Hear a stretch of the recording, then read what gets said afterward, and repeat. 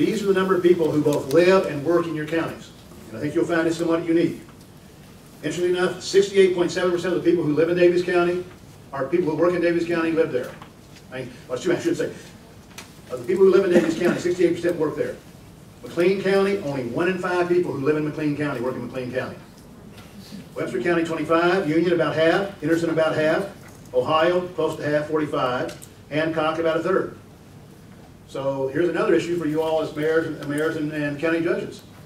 A lot of your all's workforce, folks, may not be there during the daytime hours. They're someplace else. Big issue for your school officials. Then go to page 22. This is employment outflow. These are the number of people in your counties who leave the county to go someplace else to work. In Daviess County, 31% of the population leaves Daviess County every day to go to work someplace else. Ohio County, 55. McLean County, almost 80%. Union County, about half. Webster County, also about 75%. So you can see your outflow. So that's an issue for your merchants. Your residents aren't there during the daytime because they're working someplace else. And then on page number 23, this is the inflow of the people who work in your counties. How many come in from outside? You'll see Davis, 37%. Henderson, half the population who work in Henderson come in from outside. Hancock, 2/3. 64% of the people who work in Hancock County don't live there.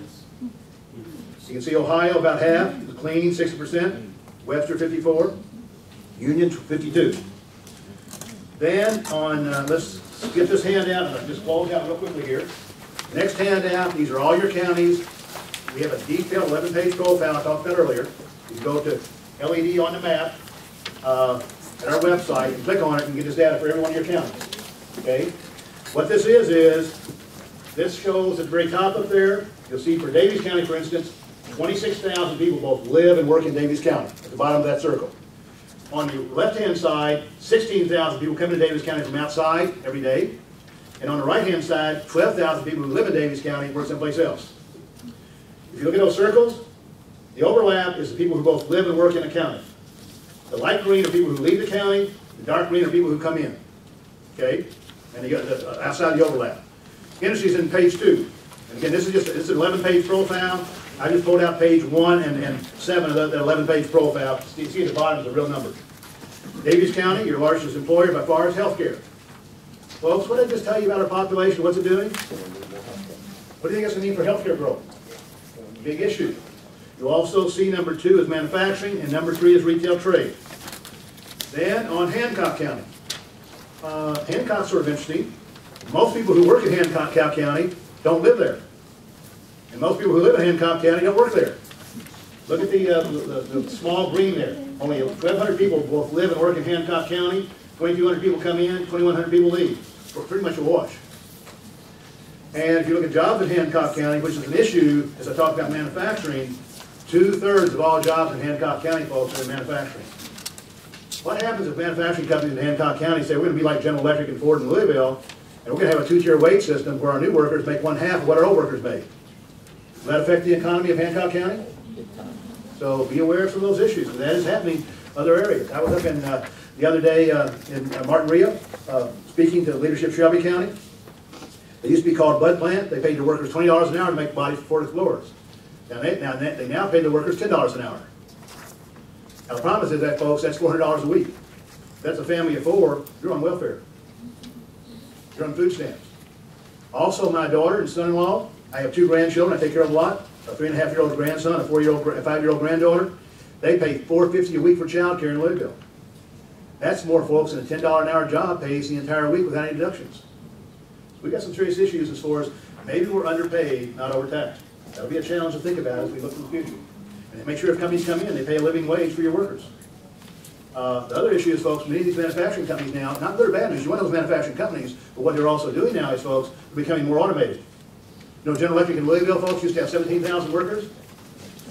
They now have 2,000 workers. So they're down basically about 10% of what they used to, where workforce used to be.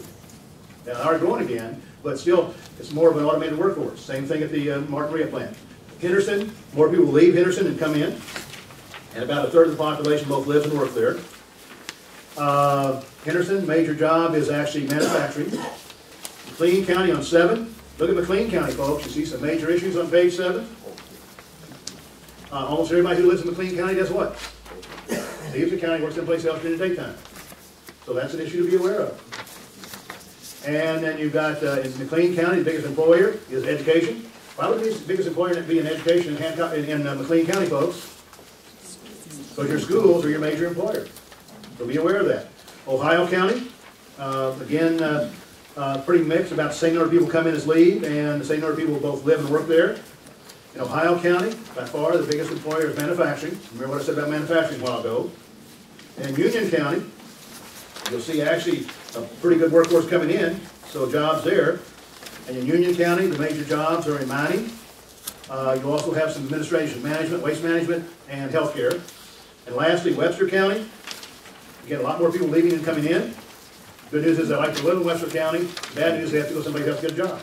That does mean for Webster County, and also for basically going back to McLean County, if you have jobs there, you've got a workforce. Right now, they're just working someplace else. And in Webster County, your major employer is again, educational services.